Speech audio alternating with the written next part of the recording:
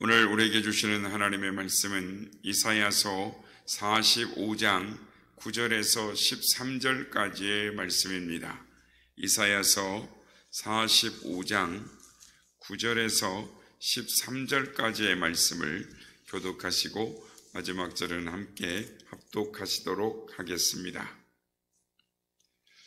질그릇 조각 중 한 조각 같은 자가 자기를 지으신 이와 더불어 다툴진대 화했을진저 진흙이 토기장에게 너는 무엇을 만드느냐 또는 내가 만드는 것이 그는 손이 없다 말할 수 있겠느냐. 아버지에게는 무엇을 낳았소 하려고 묻고 어머니에게는 무엇을 낳으려고 해산의 수고를 하였소 하고 묻는 자는 화했을진저 이스라엘의 거룩하신 이 곧 이스라엘을 지으신 여호와께서 이같이 이르시되 너희가 장래 일을 내게 물으며 또 내 아들들과 내 손으로 한 일에 관하여 내게 명령하려느냐. 땅을 만들고 그 위에 사람을 창조하였으며 내가 내 손으로 하늘을 펴고 하늘의 모든 군대에게 명령하였노라. 우리 다 같이 읽겠습니다. 내가 공의로 그를 일으킨지라 그의 모든 길을 곱게 하리니 그가 나의 성읍을 건축할 것이며 사로잡힌 내 백성을 값이나 가품이 없이 놓으리라. 만군의 여호와의 말이니라 하셨느니라. 아멘. 할렐루야. 오늘도 우리 예배 가운데 함께 하신 주님을 찬양합니다. 그리고 새벽을 깨워 기도에 향해 나오신 모든 성도님들께 하나님의 은혜와 평강이 함께 하시기를 기원드립니다. 오늘 본문 말씀은 인간이란 무엇인가, 인간이란 어떤 존재인가에 대해서 생각하게 하는 말씀입니다. 여러분, 인간이란 어떤 존재입니까? 혹자는 이 만물의 영장이다라고 말을 하기도 하고 혹은 또는 생각하기 때문에 사유하는 존재이다라고 말을 하기도 합니다. 사회적 동물이다라고도 말을 하고 또 어떤 인간들은 사람은 소우주다라고 말을 하기도 하고 허무주의자들은 인간은 무다, 죽으면 아무것도 없는 무다라고 말을 하기도 합니다. 그러나 우리는 인간이 무엇이냐라고 말을 할 때 여러 가지로 말을 할 수 있습니다만은 그러나 인간이 무엇이냐라는 질문은 하나님 앞에 서지 않고는 설명할 수가 없습니다. 성경은 인간이라는 무엇인가에 대한 이 질문에 대해 명쾌하게 대답을 하고 있습니다. 인간은 하나님이 지으신 피조물이라는 것입니다. 인간은 스스로 조물주가 된 것이 아니라 피조된 피조물이다라고 말씀을 합니다. 하나님이 만드신 존재다라는 것입니다. 그래서 시편 139편 15절에 보면 시편 기자는 이렇게 고백을 합니다. 내가 은밀한 데서 지음을 받고 땅의 깊은 곳에서 기이하게 지음을 받은 때에 나의 형체가 주의 앞에 숨겨지지 못하였나이다. 하나님이 지으심에 대해 신묘막측, 오묘함에 대해서 고백을 하는 것입니다. 여러분, 인간의 생성 과정을 가만히 생각해 보시길 바랍니다. 사람의 머리에서부터 시작해서 몸 하나하나 이 지체가 형성되어 가는 과정을 이렇게 생각해 볼 때 신묘막측, 오묘막측함을 금할 길이 없습니다. 과학자들에 의하면 인간의 몸에는 약 8만 개의 유전인자가 있다라고 합니다. 그리고 한 개의 유전자는 정보량이 이 1000페이지 분량의 이 브리테니커 백과사전, 그러니까 20권 정도가 들어간다. 인간의 몸 유전자 하나의 정보가 그렇게 많은 정보가 들어있다라고 합니다. 그래서 인간의 한 사람의 이 정보량을 본다면 1000페이지 분량의 책이 이 백과사전이 160만 권 정도가 필요하다는 것입니다. 그러니까 한 사람의 개인 유전인자 정보에 대한 것들을 수록을 하려고만 해도 이 160만 권 정도의 인간의 개인정보가 들어있다라는 것입니다. 참으로 신묘막측한 것입니다. 한 사람이 한 도서관 정도가 되는 것입니다. 하나님은 우리를 이렇게 아름답게 신묘막측하게 만드셨습니다. 그래서 인간처럼 이 복잡하고 기이한 존재도 없습니다. 아무리 이 컴퓨터가 다양한 기능을 한다, 요즘은 AI가 나와서 모든 일들을 사람을 대신해서 하고 사람처럼 말하고 또 정보 데이터를 수집해서 또 그 일들에 대한 데이터를 산출해내며 사람처럼 말을 하지만, 그러나 그 컴퓨터를 만들어낼 수 있는 그것도 인간의 두뇌인 것입니다. 인간이 이렇게 놓은 과학과 사회를, 문화사회를 한번 상상해 보시기 바랍니다. 거대한 도시를 건설한 인간, 하늘 높이 솟은 빌딩들, 그의 많은 음악과 문화들이 인간의 머릿속에서 나온 것입니다. 그러나 인간처럼 나약하고 이렇게 힘없는 존재도 없습니다. 너무나 쉽게 아프고 쉽게 죽는 것입니다. 선과 평화를 주장하지만 자신의 생각과는 너무나도 이율배반적으로 자기 자신을 위해서는 편법과 곤모술수를 마다하지 않는 것이 또한 인간이라는 것입니다.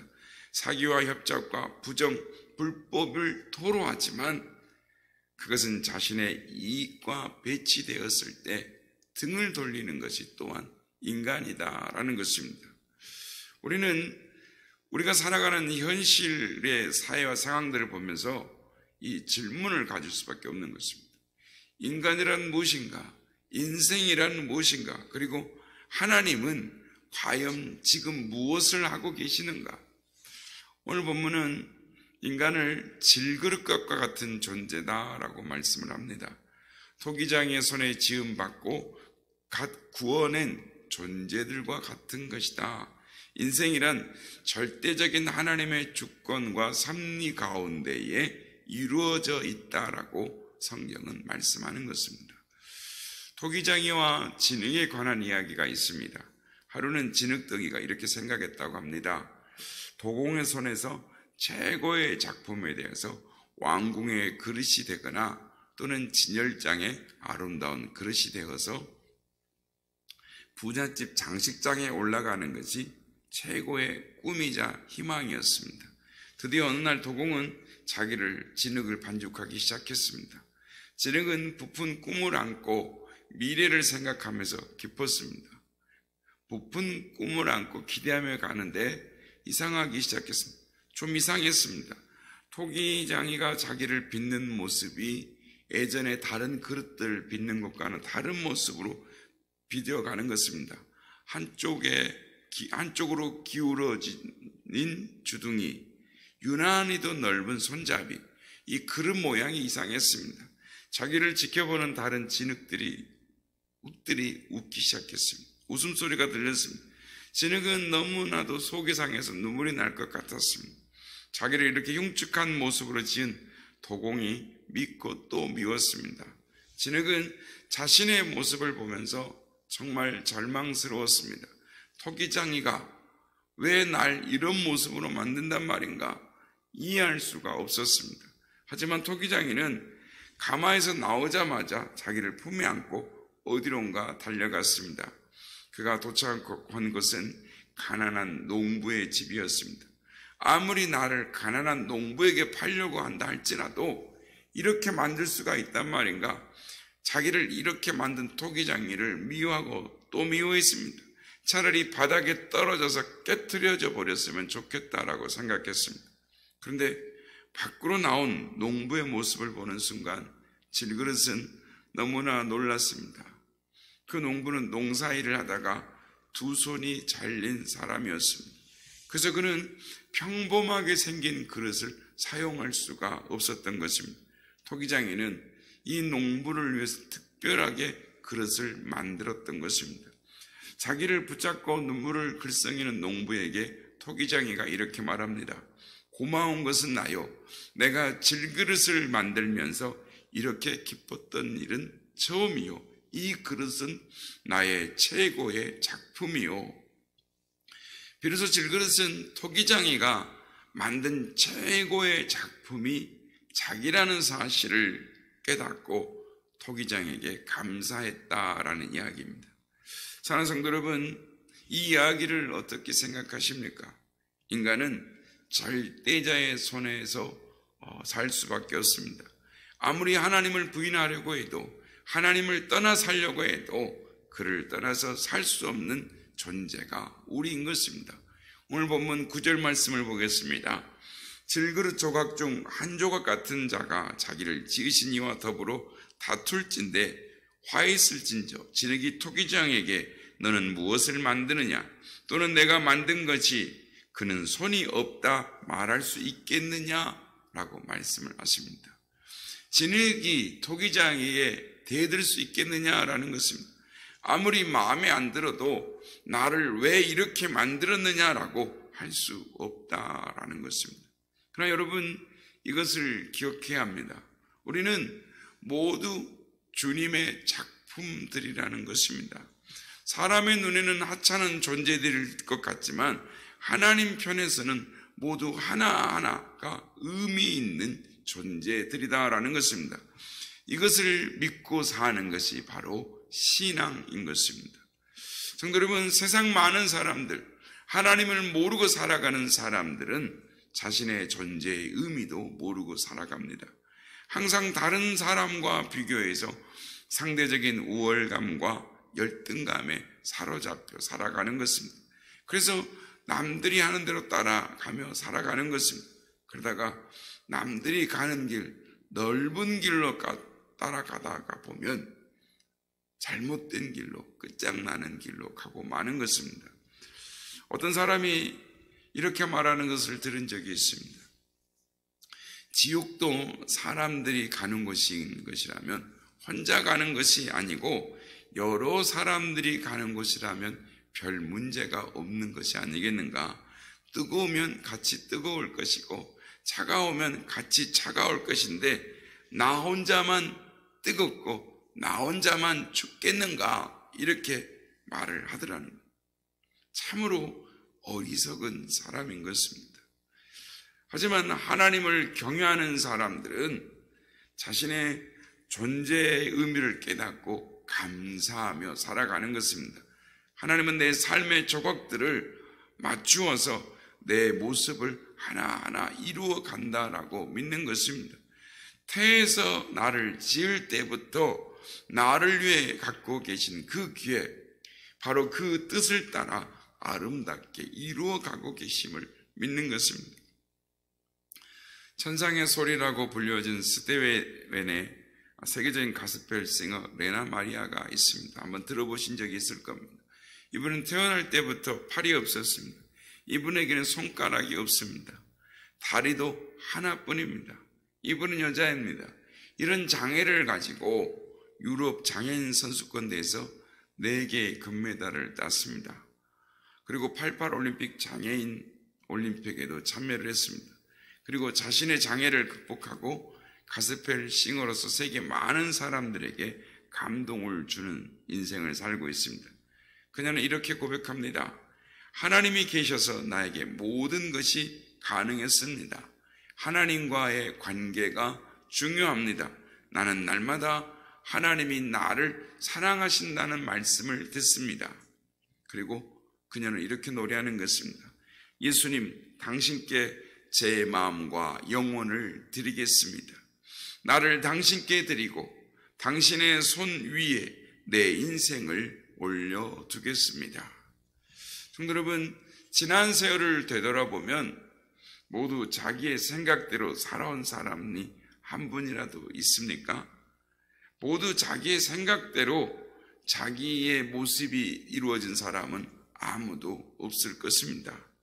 믿지 않는 사람들은 자기의 삶의 인생을 보면서 이건 운명이다라고 생각을 합니다. 그러나 우리 믿는 사람들은 그것을 하나님의 섭리다라고 말을 합니다. 토기장이가 왜 자기를 그렇게 지었는지를 비로소 깨닫는 것을 사명을 깨닫는다라고 하는 것입니다. 사명을 깨달아야 자신을 긍정할 수 있습니다. 사명을 깨달아야 자신이 처한 상황에 보람을 느낄 수가 있는 것입니다. 사랑하는 성도 여러분, 여러분의 가족이 마음에 들지 않습니까? 여러분이 속한 직장이나 공동체가 마음에 들지 않습니까? 지금의 현실이 마음에 들지 않습니까? 왜 지금 나에게 이런 상황에 있어야 하나 이해가 가지 않습니까? 원망스럽습니까? 오늘 하나님은 우리에게 말씀하시는 것입니다. 나는 토기장이요 너는 질그릇이다. 나의 절대적인 주권과 섭리 속에서 너를 지었고 너를 향한 나의 계획이 있다라고 말씀을 하시는 것입니다. 성도 여러분, 여러분을 향한 하나님의 섭리와 계획이 있습니다. 여러분 각자에게 부여하신 하나님의 사명이 있습니다. 하나님의 사명을 깨달을 때 자신을 긍정할 수 있습니다. 사명을 깨달아야 자신이 처한 상황에 보람을 느낄 수가 있는 것입니다. 성도 여러분, 이 아침에도 여러분을 향하여 말씀하시는 하나님의 음성을 들으시는 여러분 되시길 바랍니다. 이 아침에 여러분을 향한 사명을 깨달으시는 여러분 되시길 바랍니다. 그러므로 말미암아 하나님께서 허락하신 보람된 삶, 의미 있는 삶, 하나님의 영광을 드리는 하나님의 최고의 작품된 삶을 살아가시는 여러분 되시기를 예수님의 이름으로 축복합니다.